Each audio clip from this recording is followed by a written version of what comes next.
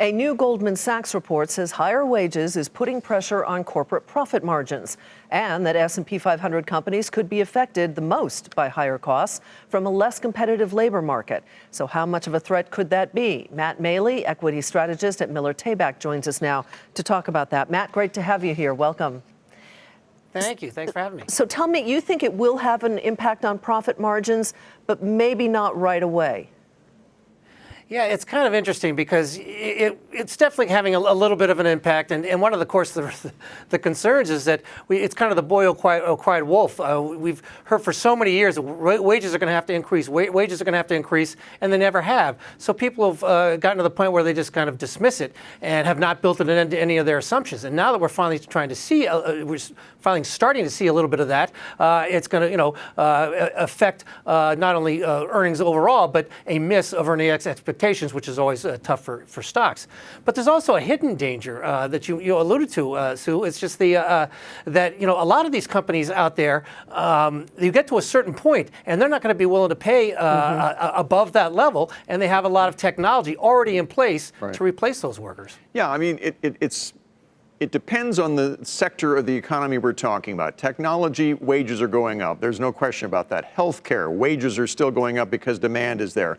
But when you get into industries like, for example, food service, where margins are slim to begin with, when wages go up, which they have been doing, that will cut into profit margins right away, won't they?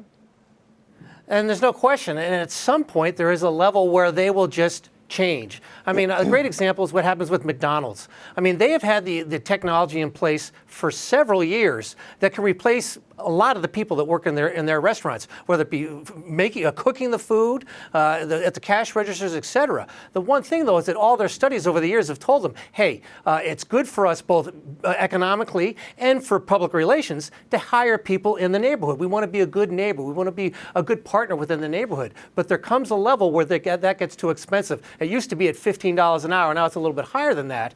But like I said, this technology is already in place, so it's not like something will take 3 years to implement. It'll take a very short time. And that would get people, suddenly with unemployment at a very low level, could start to creep up. And you mentioned the $15 mark, and a number of companies are phasing in that $15 mark. But at what point do you think we really start to see the impact? Is it at 15 or is it below 15? Well, I think 15, it's depending on the company and obviously the industry, and it depends on the area too. A lot of people will say, well, $15 in New York City obviously doesn't get you very far, and so it's kind of a roving number or a wide range. But I think anything when you start to creep above $15, it definitely has an impact. And of course, a lot of these service jobs are ones that people don't really have the qualifications to do other things. And if unemployment goes up, the unemployment rate goes up, that has an impact on earnings of other companies as it spreads through the system. All right, Matt Maley with Miller Tabak. Matt, thanks so much. Thank you.